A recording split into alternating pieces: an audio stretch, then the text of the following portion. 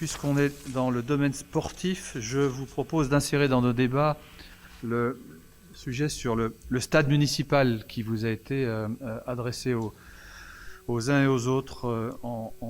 C'est Jean-François Bécu qui va vous le proposer, mais je voulais simplement vous dire que ce dossier qui vous est proposé par Jean-François Bécu n'est pas le nôtre. Et évidemment, nous ne l'aurions pas pensé et surtout pas mené si nous n'avions été ses initiateurs comme il l'a été. En effet, un équipement de cette ampleur qui va traverser le siècle mérite dès sa conception une large concertation, un travail minutieux avec ses futurs usagers, une intégration parfaite dans son environnement de quartier, une attention portée à sa dimension durable et à sa sobriété. Ce travail, et je me suis beaucoup penché sur ce dossier, je le crains, a été vraiment très très insuffisant par le passé. Et nous aurions pu tout arrêter à notre arrivée du jour au lendemain. Ce n'est pas le choix que nous avons fait. Nous avons fait le choix de travailler, de le comprendre, de l'améliorer, de le rendre plus sobre, y compris financièrement parlant. Et c'est ce qu'on appelle la logique de continuité républicaine. Je veux ici saluer le travail des élus qui se sont impliqués à mes côtés en groupe de travail, y compris ceux qui étaient les plus critiques sur le projet initial. Je veux dire que chacun partage ici l'importance d'un stade, du sport en général, pour le dynamisme de la ville, son attractivité, mais aussi, parce que ça sert aussi à ça, la vie sociale, les loisirs, la santé et même l'émancipation de nos jeunes. Il nous faut aujourd'hui décider, mais je veux le dire, les temps ont changé. Les décisions qui se prenaient d'une façon verticale, voire parfois d'ailleurs dans des cercles très restreints au sein de l'ancienne équipe, est terminée. Et je crois qu'il faut assumer une autre méthode. Sur ce dossier, il existe une diversité de points de vue au sein du Conseil. Et c'est une bonne chose, car le Conseil il est à l'image de la population chambérienne. Cette identité plurielle, c'est aussi la marque de fabrique de notre majorité, et je préfère la revendiquer, surtout sur des sujets dont nous héritons. Je laisserai donc s'exprimer cette pluralité à l'occasion du vote. Je veux préciser qu'avec tous les élus de la majorité, avec Aurélie Lemeur, notre mandat, il n'est pas lié par les héritages du passé. Il est devant nous. Il ne peut pas être réduit au seul dossier du stade. Celui-ci, je le répète, ce n'est pas le nôtre et nous avons beaucoup à faire. Nombreux projets sont en train d'émerger, des attentes importantes. Et l'équipe est au travail depuis le 4 juillet et beaucoup étaient entrepris. Nous parlerons donc avec l'année 2020 de l'avenir et nous tournerons la page ce soir. Je vais laisser donc la parole aux orateurs et aux oratrices qui souhaiteront la prendre. On passera ensuite au vote sur une délibération qui va proposer au conseil municipal d'autoriser le maire à signer les premiers marchés de projets et à relancer d'autres afin de dégager des économies. Et pour que le vote soit le plus libre possible, si c'est le souhait de certains, il pourra se faire aussi à bulletin secret. Monsieur Bécu, vous avez la parole. Merci, Monsieur le maire. Chers collègues, la délibération qui vous est présentée traite des marchés de travaux de la reconstruction du stade. Je me contenterai de présenter les aspects techniques de la délibération. Vous avez en annexe donc les éléments de contexte et financiers. Comme vous le savez, le projet prévoit l'édification d'un stade de 5000 places et d'un parking à l'emplacement du stade historique. Les commissions d'appel d'offres se sont réunies en juin pour déterminer les entreprises retenues sur chacun des lots. Le conseil municipal est désormais appelé à autoriser le maire à signer les marchés, compte tenu des échéances qui arrivent à leur terme. Les lots mentionnés dans la délibération concernent indistinctement la réalisation de la tranche ferme et de la tranche optionnelle, c'est-à-dire la tribune secondaire. Néanmoins, l'engagement juridique et financier ne concerne dans un premier temps que la tranche ferme. Il faudra ensuite décider de l'affermissement de la tranche optionnelle. Le cas échéant, cela conduira le conseil municipal à ajuster l'autorisation de programme. Vous trouverez dans la délibération le détail des lots et des entreprises retenues. Nous proposons d'en relancer certains, soit parce qu'ils ont été infructueux, soit pour dégager des marges de manœuvre. Au total, cette démarche doit permettre de réaliser une économie d'1 million d'euros hors taxes. Enfin, concernant le financement, les collectivités locales et l'État ont affirmé un engagement très supérieur à ce qui était envisagé. Des discussions sont en cours pour aller au-delà des 3 millions confirmés par le Conseil régional. Le plan de financement actualisé est également présenté en annexe. Le spectacle sportif intéresse et passionne de nombreux supporters dans le bassin chambérien, la Savoie et les départements limitrophes qui attendent, prêts à vibrer de nouveau, devant les exploits de leurs équipes favorites dans un stade accueillant.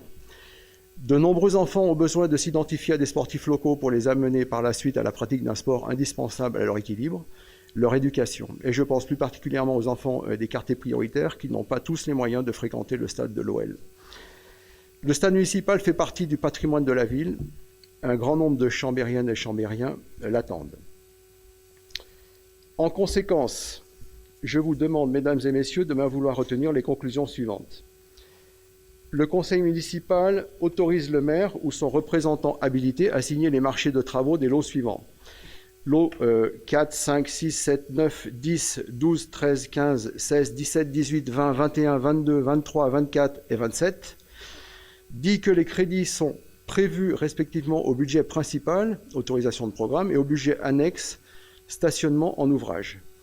Autorise le maire ou son représentant habilité à signer la convention d'aide financière 2020-08-23 de l'Agence de l'eau Rhône-Méditerranée-Corse, octroyant une aide financière de 633 976 € hors taxes pour la gestion alternative des eaux pluviales dans le cadre du réaménagement du stade municipal de Chambéry.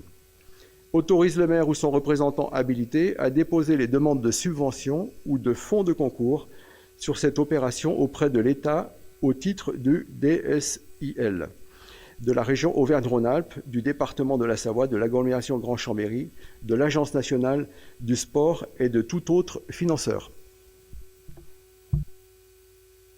BQ, je ne sais pas s'il y a des demandes d'intervention par rapport à la présentation qui a été faite de ce dossier.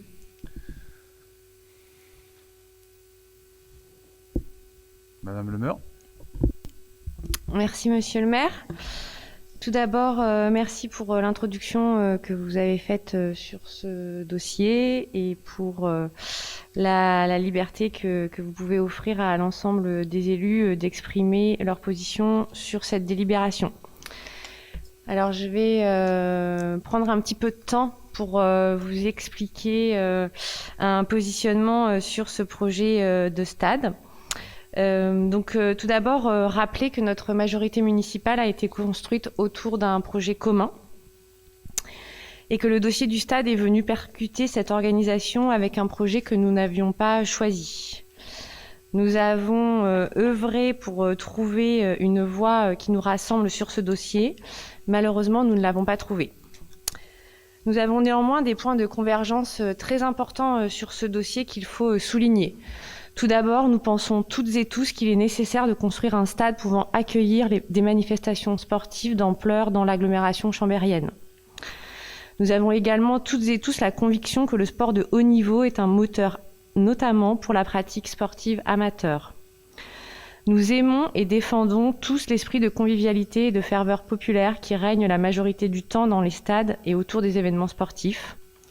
Enfin, nous avons tous de l'empathie pour les clubs qui ont travaillé durement depuis des années pour atteindre un objectif sportif et pour obtenir un stade et qui aujourd'hui voient ses perspectives mises en difficulté. Ce projet, comme l'a dit Monsieur le maire, n'est celui de personne dans notre équipe et nous reconnaissons tous qu'il s'agit d'un mauvais héritage. S'il s'agissait de notre projet, nul doute que nous serions unis autour d'un équipement qui ressemblerait à notre équipe. Néanmoins, ces éléments de convergence n'ont pas suffi à trouver une solution satisfaisante pour toutes et tous. À l'heure actuelle, il y a des doutes et des convictions qui nous séparent. Dans l'équipe, certains et certaines pensent qu'il faut prendre plus de temps pour travailler le projet du stade, malgré les incertitudes et difficultés que ce retard pourrait entraîner. Initialement prévu pour une valeur de 13,9 millions d'euros hors taxes, le coût prévu pour la reconstruction du stade a régulièrement dérapé depuis le concours d'attribution de 2018 pour s'établir finalement à 18,5 millions en juin 2020, suite à l'attribution des marchés de construction. au gré de l'ajout d'équipements secondaires et de l'accroissement des surfaces bâties. À ce coût s'ajoute un parking souterrain d'un coût prévu de 6,9 millions d'euros, indissociable du projet, soit un total final de 25,7 millions d'euros hors taxes ou 29,1 millions d'euros TTC. Le plan de financement du projet espérait un soutien de différentes collectivités territoriales. Il s'agissait, lorsque nous sommes arrivés, cependant uniquement d'engagements verbaux non sécurisés par des délibérations. Certes, les cofinancements sont aujourd'hui plus nombreux et ont largement évolué en quelques semaines, amenant le reste à charge pour la ville à un niveau bien plus raisonnable qu'au moment où nous avons trouvé le dossier en juillet. Le travail accompli et les efforts fournis doivent être reconnus et salués. Néanmoins, le budget de 29 millions d'euros TTC reste entièrement couvert par de l'argent public. La poche d'où vient cet argent importe peu. Il est globalement pris au détriment d'autres services publics. Nous ne pouvons pas faire comme si nous ne venions pas de traverser une crise unique sur laquelle nous manquons de recul et dont nous ignorons encore les impacts réels à court et long terme. Les projets d'il y a un an peuvent-ils encore être les mêmes ? L'approche des collectivités en termes d'investissement ne doit-elle pas être repensée ? Les priorités ne doivent-elles pas être réinterrogées ? Il est de notre responsabilité d'élus d'être raisonnables dans les arbitrages. De notre point de vue, il serait raisonnable de revenir à un équipement plus modeste, basé sur les purs envisagés lors du concours en 2018, c'est-à-dire avec un budget d'au maximum 14 millions d'euros hors taxes, qui répondrait à la fois aux attentes sportives, mais aussi aux perspectives de développement du club. L'utilité du projet nous semble également un facteur clé permettant la construction ultérieure d'une tribune secondaire optionnelle de 2000 places si la progression sportive du club le justifiait. Le coût annoncé du projet actuel peut-il évoluer à la hausse ? Les aléas prévus sont actuellement limités au strict minimum de 2%, ce qui nous semble peu à ce stade de l'opération pour des ouvrages de ce type. Qui va assumer les surcoûts supplémentaires qui ne manqueront pas d'arriver ? Des provisions sont-elles prévues face à la contestation et aux recours qui arriveront face à ce projet monté sans concertation par l'ancienne municipalité et qui ne respecte ni les besoins ni les changements qu'il convient de mettre en œuvre dans le cadre de la nécessaire transition écologique. Il nous semble par ailleurs que la question de la pertinence du parking chiffré à 7 millions d'euros reste entière, tant d'un point de vue du besoin réel que des enjeux pour l'avenir. La vision sur le besoin en stationnement ne fait pour l'instant pas consensus et les incertitudes concernant le développement de la zone environnante sont nombreuses. Nous sommes également convaincus qu'un changement profond de nos modes de déplacement est nécessaire et urgent. Ce changement dans les politiques de mobilité passera par des évolutions profondes dans la manière de construire les équipements structurants et d'envisager l'aménagement de la ville. Faut-il absolument un parking de 430 places à cet endroit ? Une étude commandée par l'ancienne municipalité, livrée en mars 2019, indique qu'il y aurait un besoin de 1500 places sur le secteur étendu entre l'écoquartier Vétrotex et le stade. Cette étude, malheureusement, ne prend pas en compte les exigences d'une nécessaire transition environnementale et nous aurions besoin d'une étude complémentaire. En effet, notre vision et notre programme commun proposent de construire une ville apaisée, des espaces publics de qualité, d'améliorer la qualité de l'air, et donc de réduire l'emprise de la place de la voiture. D'autres solutions pourraient être envisagées, aussi bien sur la construction d'un autre parking, beaucoup plus mesuré, ainsi que sur d'autres modes et lieux de stationnement pour les spectateurs. Avec un changement de comportement soutenu et encouragé par les clubs ayant accès au stade, les besoins en parking sur place pour ces événements ne sont en aucun cas obligatoires. Le fait de supprimer le parking sous le stade coûtera à la ville une perte de l'ordre de 1 million d'euros sur les engagements déjà pris par l'ancienne municipalité. Mais en revenant au projet initial d'un stade sans parking, le projet permettra de dégager plus de 6 millions d'euros d'économies. L'ampleur de cet investissement nécessite également, selon nous, que l'équipement soit celui du plus grand nombre, un projet le plus ouvert possible aux habitants, aux clubs amateurs, aux établissements scolaires. Nous sommes convaincus qu'un projet construit en concertation avec les acteurs, les riverains et les habitantes et les habitants, notamment les plus sceptiques, sera un projet mieux accepté, mais également mieux pensé, car enrichi d'une diversité d'approches, d'usages et de perspectives. En effet, Ravet nous l'a démontré, prendre le temps de la concertation est nécessaire. À côté du stade, il y a l'usine Rubanox, qui va faire l'objet d'un projet de rénovation pour lequel rien n'est encore figé.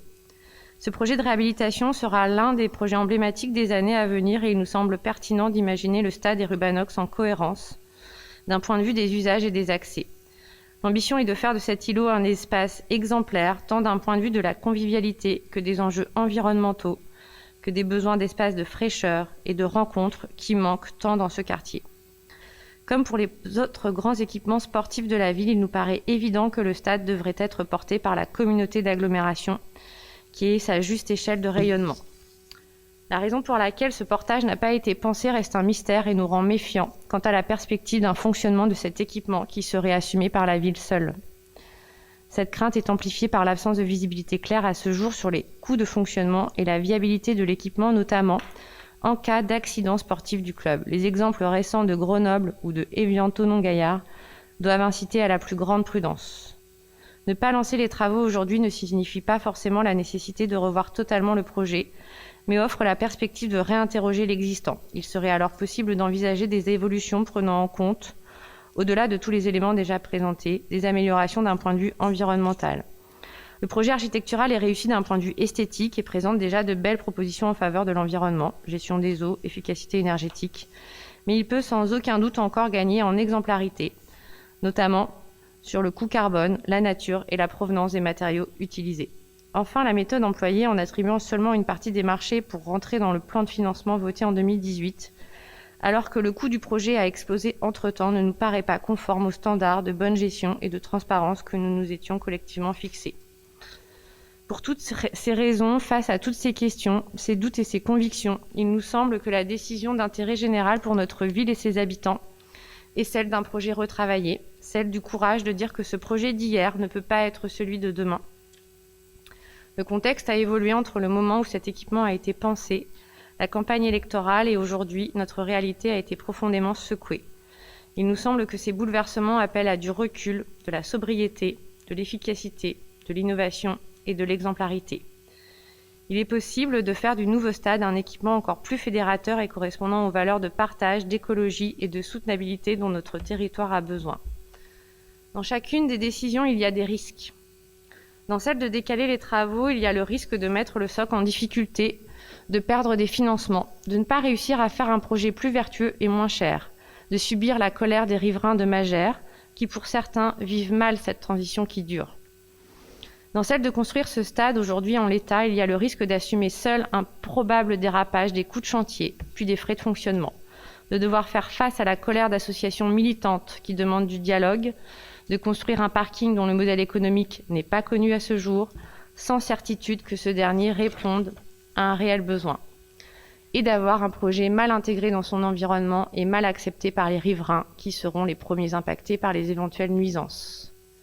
Les élus au nom desquels je parle défendent le projet d'un autre stade, car il leur semble plus juste pour les habitants et les habitantes que nous représentons et plus responsable au regard des enjeux de transition écologique et démocratique que nous défendons. Il n'est jamais trop tard pour dire stop et pour réorienter les projets. Nous sommes élus aujourd'hui pour porter cette responsabilité. Nous qui sommes impatients de mettre en œuvre notre programme, je vous propose de l'appliquer dès à présent sur ce projet d'équipement qui marquera notre mandat pour le siècle à venir et qui sera à notre actif.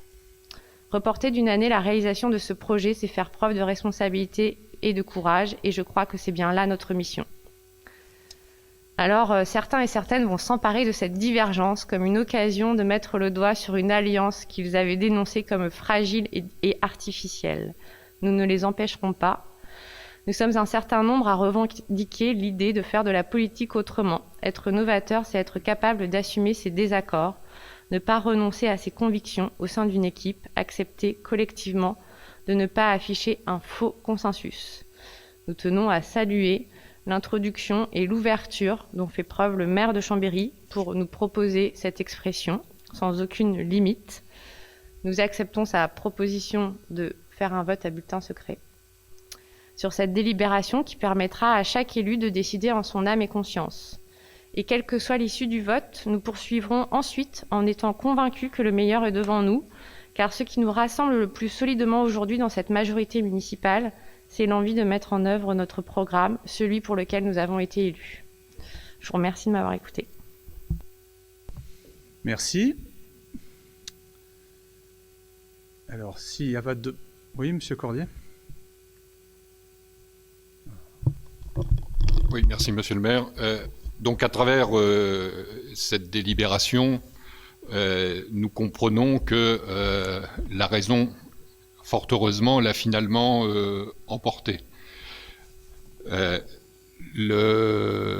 Cette délibération nous amène à effectivement réaffirmer que ce projet de stade, il était à la fois indispensable, il est raisonnable et il est financé.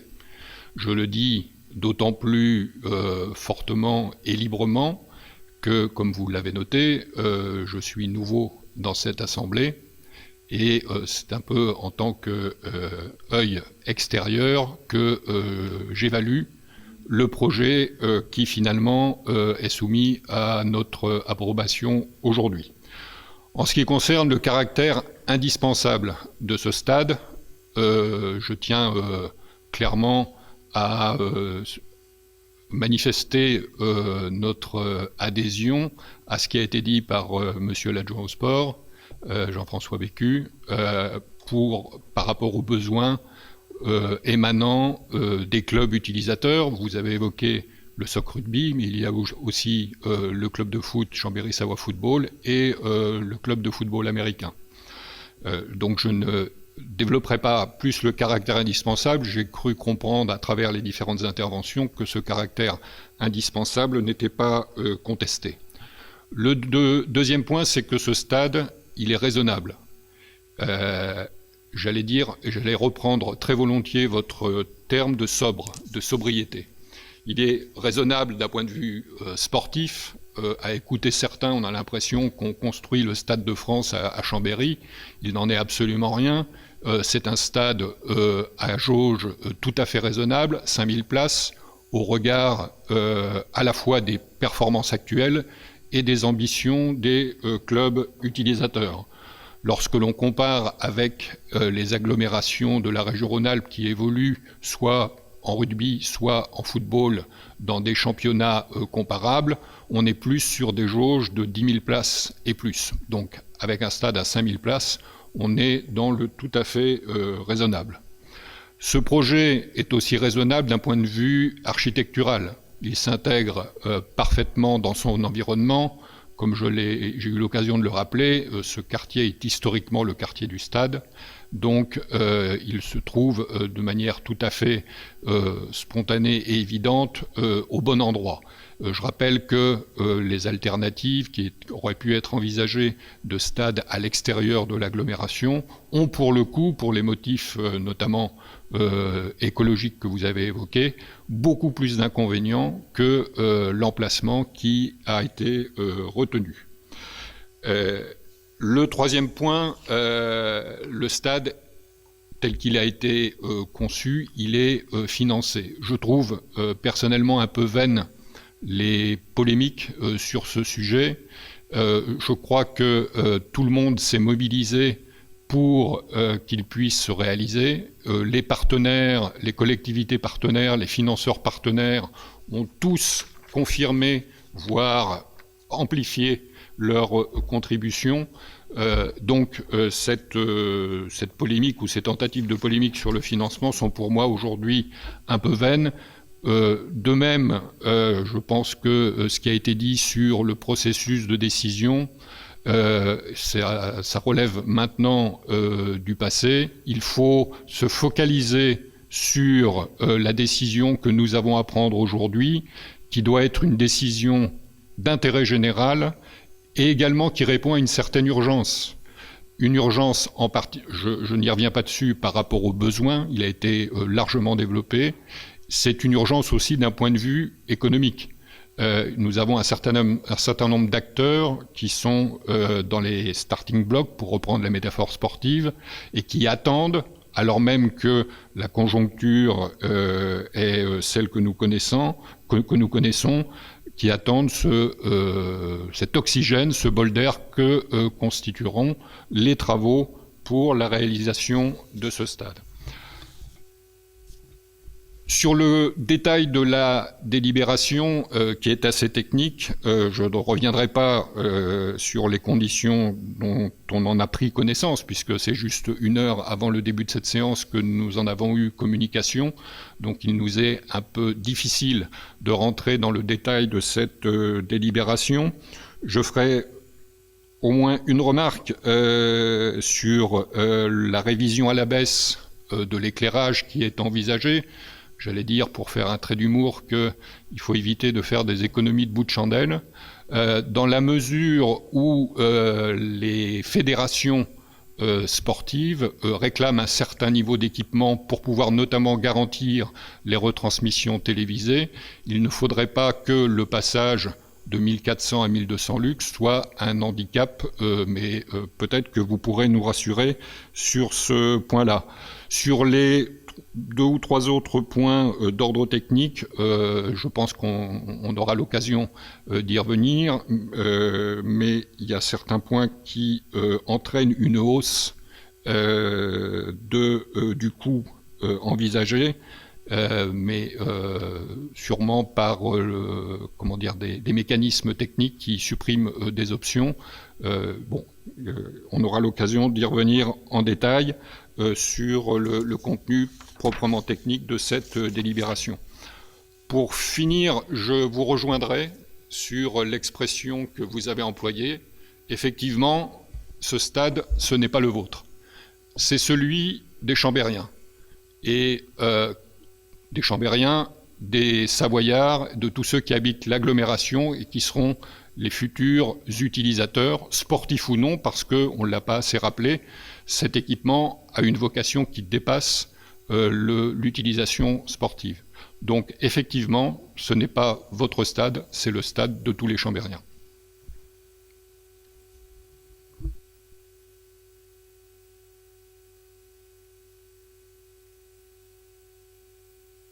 Excusez-moi, je prenais des notes. Tellement intéressant ce que vous dites, ça me permettra d'y répondre. Je ne sais pas s'il y a d'autres questions. Oui, Monsieur Perroton. Merci, Monsieur le maire. Je voulais simplement reprendre un terme que vous avez utilisé, c'est la notion de continuité républicaine.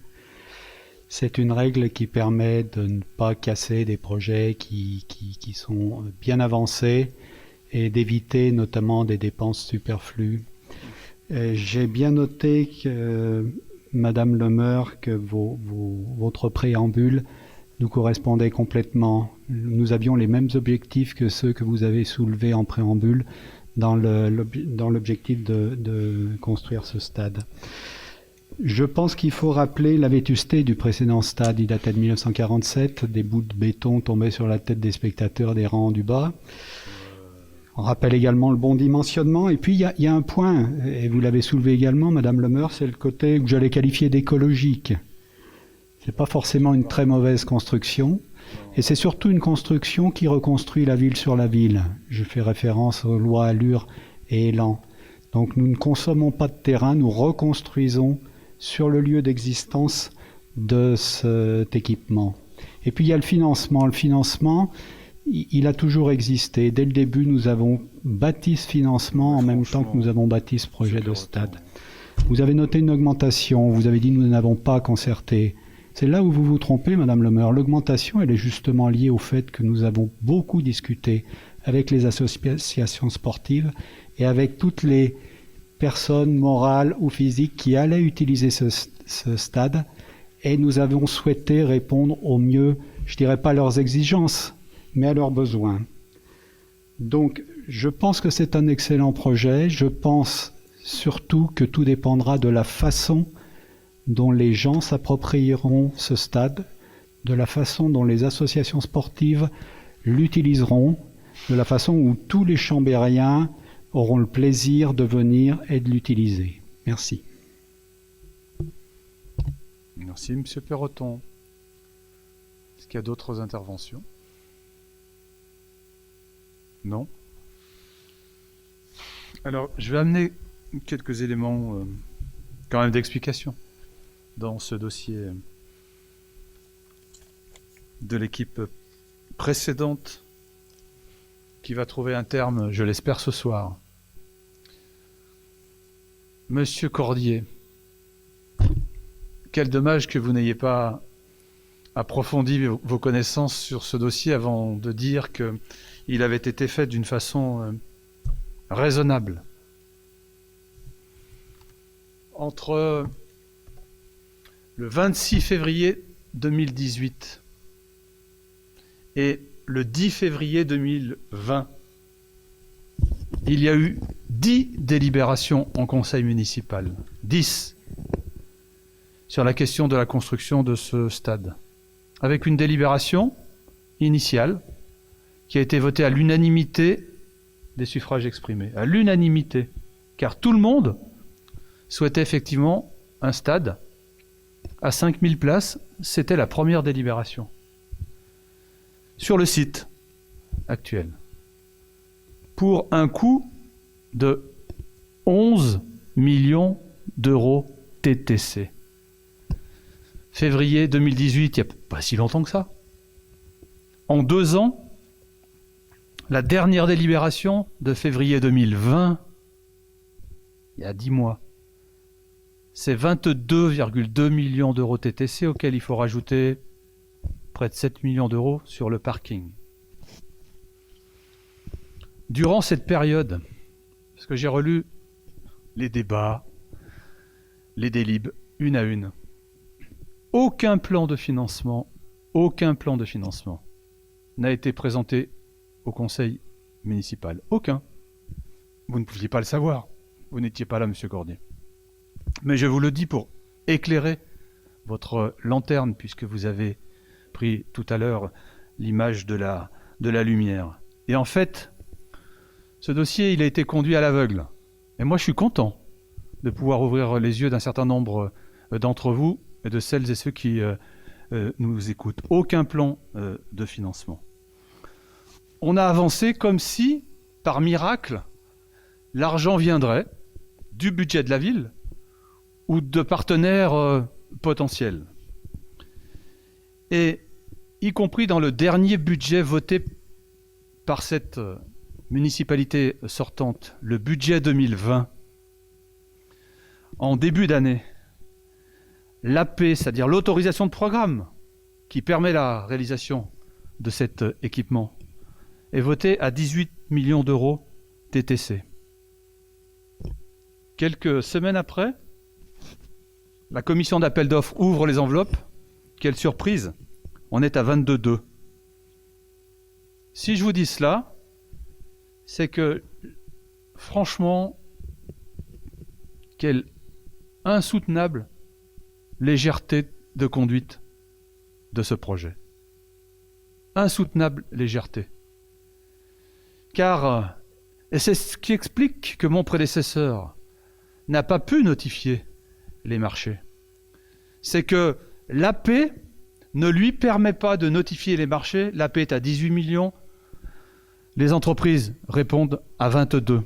Et il n'y a pas de problème d'ordre juridique là derrière. Il n'y a pas de problème d'ordre juridique. Il n'y a pas l'argent en caisse dans le budget de la ville pour pouvoir engager les travaux.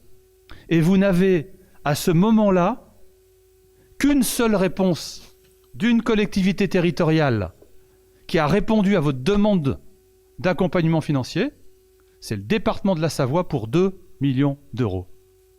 Vous avez donc 2 millions d'euros assurés de la part des partenaires pour 22 de travaux, plus le parking, même si je mets le parking de côté, puisqu'il est sur le budget annexe et qu'il n'impacte pas le budget général. Et je vous le dis, le maire de Chambéry, il est maire de Chambéry jusqu'au jour où il y a un nouveau conseil municipal qui prend ses fonctions. Et donc il aurait pu, en toute sécurité juridique, s'il en avait eu les moyens financiers, notifier les marchés que je vous propose de notifier en partie ce soir. Et je vous le prouverai dans un autre débat, dans un autre dossier sur lequel nous reviendrons dans quelques semaines, où des notifications se sont faites jusqu'au 20 juin par le maire qui a tout pouvoir jusqu'au dernier moment où il est maire, l'exécutif est en place. Alors, Monsieur Cordier, vous pensez que dossier était financé. Sur quelle base? Dites-vous cela. Quel type d'écrit avez-vous vu? Dont avez-vous eu connaissance entre la ville, le département, l'agglo, la région? Moi, je n'ai trouvé aucun écrit et les services ont été missionnés pour me ressortir tout le dossier. Il n'y a aucun écrit d'engagement de qui que ce soit en dehors des 2 millions d'euros du département. C'est ça la réalité.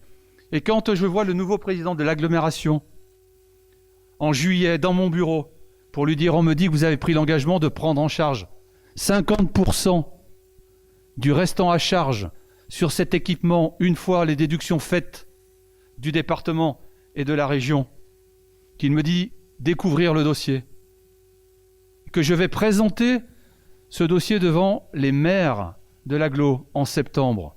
Ils le découvrent. Ils le découvrent. Et il n'y a eu aucun engagement de pris par l'agglomération. Tout a été fait. Alors on m'a dit, ah oui, mais c'était de l'oralité. Et la nouvelle majorité ne s'est pas sentie engagée par cet engagement oral entre l'ancien président de l'agglo et l'ancien maire de Chambéry.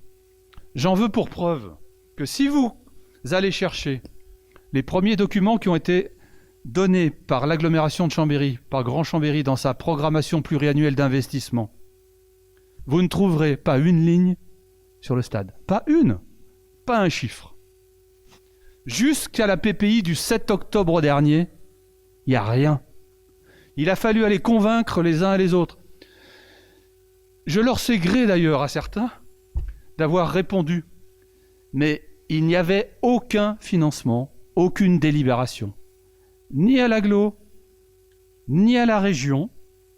Et quand nous faisons un tour de table dans l'hôtel de ville de Chambéry le 27 novembre, et que j'indique à celles et ceux qui veulent bien m'écouter que si je n'ai pas de réponse pour ce conseil municipal, je plie les gaules, c'est-à-dire je ne le fais pas, je ne présente pas le dossier, c'est que je ne voulais pas engager des travaux sans avoir la certitude que cela ne pèse pas sur la PPI de Chambéry et que le reste à charge de la ville nous permette d'assumer totalement les engagements que nous avons pris à l'égard des Chambériens avec cette nouvelle équipe municipale.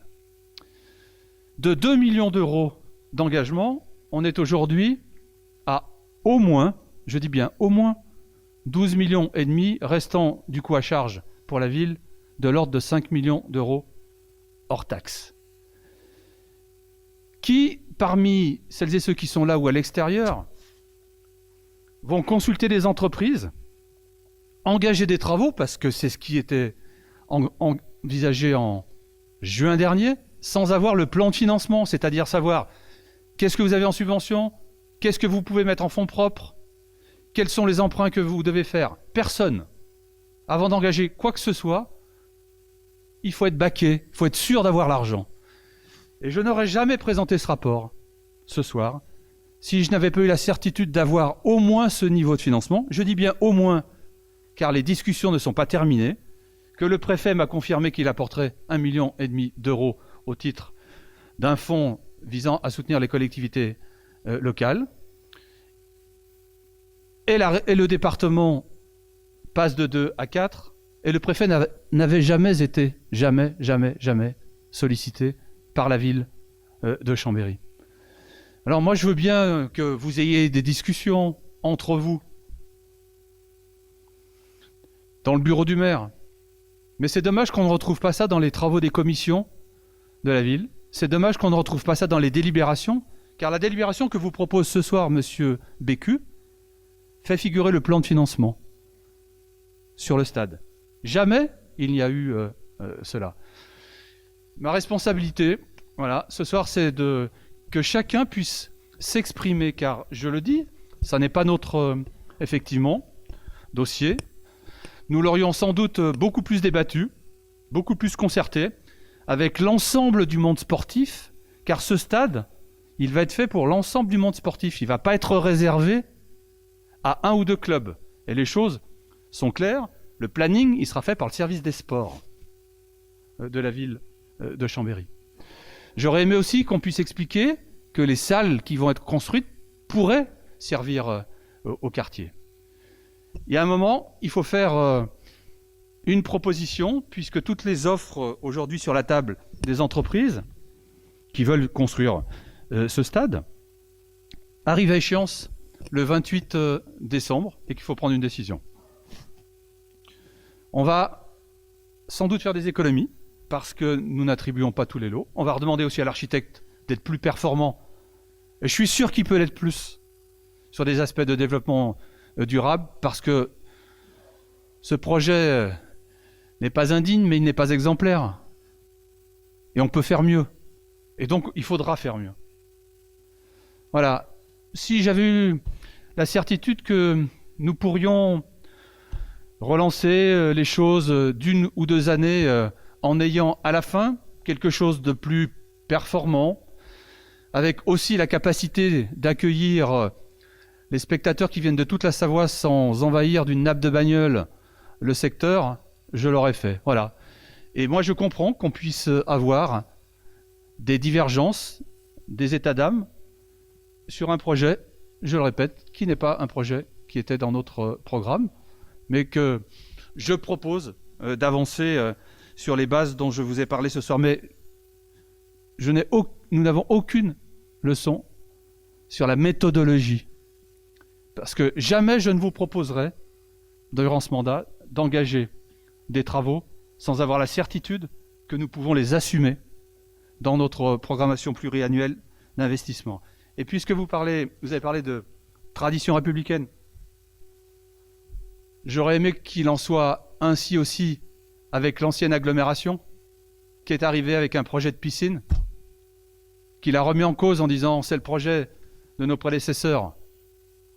Il n'est pas bon pour finalement le faire 3 ans après dans des conditions plus chères. C'est un peu dommage. Voilà. Nous ne ferons, je l'espère, en tout cas, pas ainsi. Voilà, je pense que chacun a pu s'exprimer librement sur ce dossier. Et je vais vous proposer de passer au vote dans les conditions qui ont été proposées, si vous le souhaitez, à bulletin secret. Monsieur Chassot, oui, ça me fera un plaisir de vous répondre. Il n'y a pas de problème, je vous répondrai encore une fois s'il faut, il n'y a pas de... sans alourdir le débat, mais on ne peut pas vous laisser dire des choses qui sont fausses et remettre en cause la probité du maire précédent et de l'équipe précédente. Vous avez essayé de jongler avec les chiffres, un coup avec le parking, un coup sans le parking, pour volontairement ou involontairement nous induire notamment les spectateurs en erreur. Vous indiquez qu'à l'agglomération, le projet n'était pas connu, tout a été découvert. C'est totalement faux. Le projet a été présenté en comité des maires, a été débattu plusieurs fois à l'agglomération, il a été validé à l'agglomération, les maires le savent, c'est pas vous qui êtes allé présenter le projet à l'agglomération. Sur la non-présentation des délibérations entre les 2 tours, notamment. Là, on ne peut pas vous laisser dire n'importe quoi. Il y a un avis juridique. On a consulté un cabinet spécialisé pour justement demander si on pouvait ou pas prendre cette délibération. Ça vous aurait peut-être sans doute arrangé qu'on prenne cette délibération. Mais en tout cas, le cabinet juridique nous a déconseillé justement de prendre cette délibération, non pas pour une histoire de montant, mais parce qu'on était entre 2 tours d'une élection. Et je terminerai juste là-dessus. Vous indiquez le prix de départ, le prix d'arrivée. Petite anecdote, mais quand vous étiez président de l'agglomération, le phare a démarré à 29 millions, il a fini à 48 millions. D'accord ? Donc, c'est aussi l'évolution d'un projet, comme mes collègues l'ont présenté. Il y a des nouvelles choses qui se rajoutent, donc forcément les prix évoluent. Mais on l'a dit et on le redit, c'était totalement finançable et financé par la précédente équipe. Très bien, nous ne serons pas d'accord. Vous n'étiez pas là d'ailleurs le soir où j'ai présenté le dossier au comité des maires, puisque vous ne l'êtes pas, mais je peux vous indiquer que beaucoup sont venus me voir en disant on n'en a jamais entendu parler, et que quand j'ai posé la question, Monsieur Chassot, de l'engagement à 50-50 entre l'agglo et la ville, personne n'est venu contester le fait qu'il n'y a eu aucun engagement écrit. Même pas un compte-rendu de réunion. En 5 mois, je peux vous dire qu'on a vraiment épluché le dossier. Et je conteste le fait qu'il y avait un problème d'ordre juridique. Jusqu'au dernier jour de votre mandat, vous pouvez engager les dépenses. Simplement, la paix ne vous permettait pas de le faire. Il aurait fallu faire une décision modificative pour augmenter le budget, pour vous permettre d'attribuer les lots, et vous n'aviez que 2 millions de subventions. J'affirme, et je continue d'affirmer ce que j'ai dit, et je peux mettre à disposition de qui le souhaite l'ensemble de délibérations, tout l'historique de ce dossier, et à jouer carte sur table. C'est le passé. Maintenant, il va falloir qu'on travaille ensemble. Pour l'avenir, on va tourner la page. Allez. Monsieur Cordier.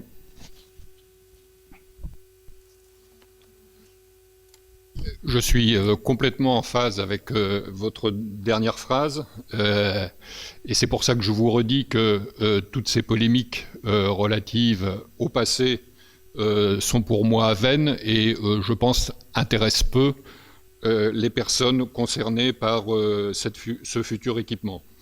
Vous avez manifestement une décision difficile à faire passer auprès de vos partenaires, ce qui peut a priori expliquer que vous ayez le besoin de diffuser un certain nombre d'écrans de fumée par rapport à cette décision. Il faut effectivement maintenant regarder vers l'avenir, faire prévaloir l'intérêt général, et c'est donc avec enthousiasme que nous voterons cette délibération qui confirme la reconstruction du stade municipal. Alors je vous propose, mais il faut peut-être faire un vote préalable pour le vote à bulletin secret.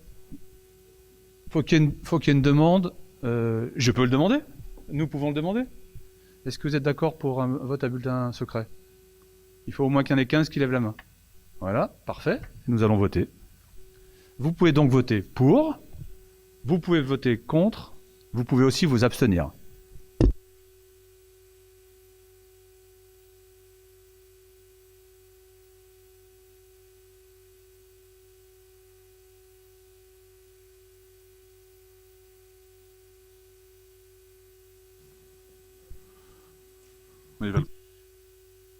Que 2 personnes accepteraient d'être scrutateurs. Alors, les 2 plus jeunes, Martin Noblecourt et Gaëtan Pochet. Je trouve que c'est bien. C'est très équilibré. Est-ce que vous voulez me laisser votre vote? Non, je plaisante. Monsieur le maire. Oui. Monsieur le maire, juste un point d'organisation. Peut-être faut-il préciser qu'il faut inscrire pour, contre ou abstention? Ou non-participation au vote? Alors, je vous prends en flagrant délit de ne pas m'avoir écouté parce que j'ai dit on peut voter pour. Ah mais je ne l'ai pas entendu, pardonnez-moi monsieur le maire. On peut voter contre et on peut s'abstenir. Pardonnez-moi. Vous mettez pour, vous mettez contre, vous mettez abstention. Ou Merci. vous pouvez voter blanc aussi.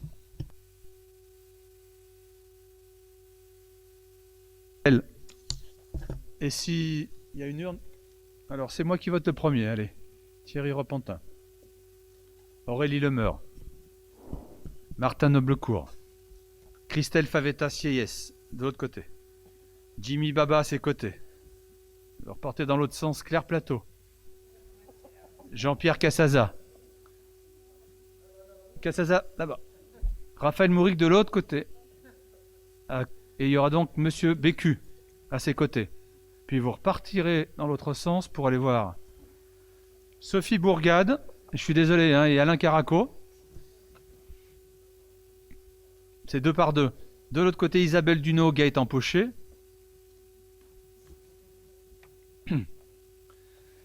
Lydie Matteo et Claudine Bonilla. Alors, Lydie Mathéo, pardon, et Claudine Bonilla de l'autre côté.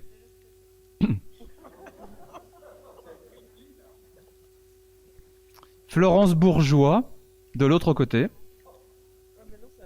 Ah non, non, c'est pas très... Cindy Picot. Alors, Cindy Picot. Benjamin Louis.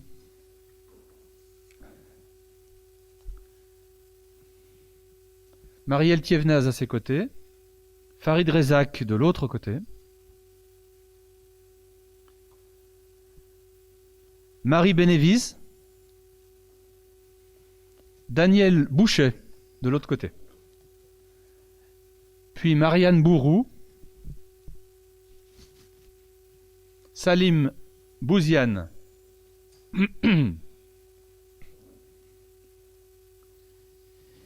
Pierre Brun de l'autre côté. Je sais pas pourquoi. Michel Camoz.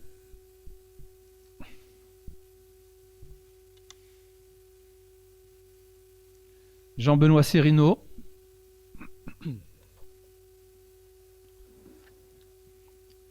Sabrina Fatma Erinck.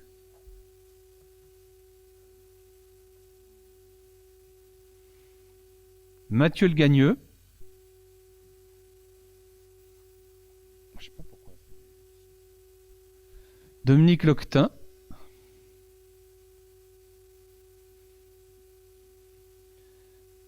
Micheline Millard-Dalmet.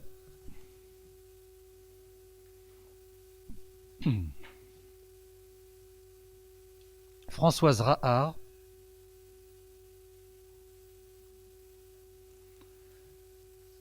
Sarah Rotelli.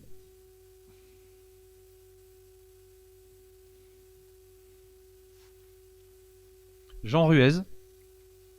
Philippe Villermet.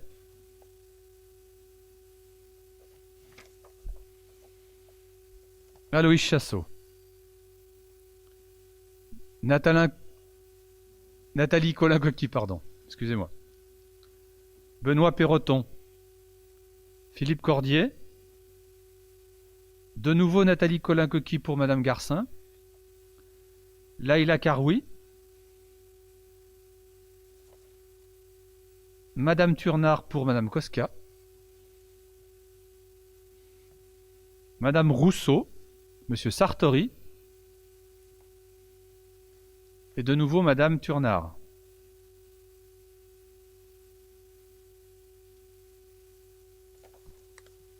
Alors, les deux scrutateurs.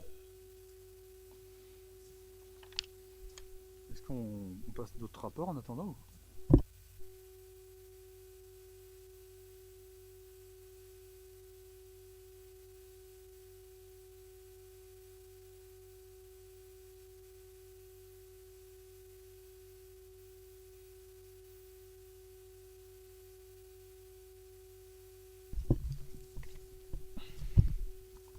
Pour pas prolonger à l'excès la séance, je proposais qu'on reprenne l'ordre du jour pendant que le dépouillement se fait.